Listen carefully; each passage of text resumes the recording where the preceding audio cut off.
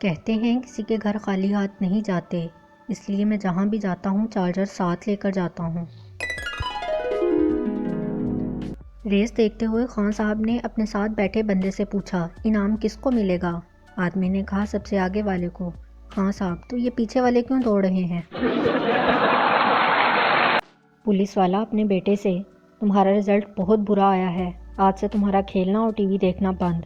بیٹا، یہ 50 روپے پکڑو اور اس بات کو یہیں ختم کر دو۔ ڈاکٹر، کوئی پرانی بیماری ہے جو اندر ہی اندر آپ کی صحت اور ذہنی سکون تباہ کر رہی ہے؟ مریض، آہستہ بولیں، باہر ہی بیٹھی ہے۔ مولوی صاحب نے دیکھا بریانی میں بڑا سا لیگ پیس دوسری طرف ہے تو تھال کو گھما کر اپنی طرف کر لیا۔ کسی نے پوچھا، مولوی صاحب یہ کیا؟ مولوی صاحب بولے، مرغے کے پاؤں قبلے کی طرف تھے۔ 1600 کی تیری بکس آئی ہیں، کبھی کھول کے دیکھی تو نے؟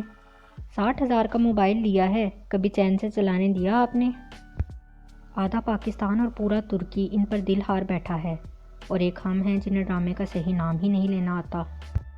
اسی طرح کے لوگوں سے بلا وجہ انڈے خرید لیا کرو، کیونکہ یہ وہ لوگ ہیں جو بھیک نہیں مانگتے۔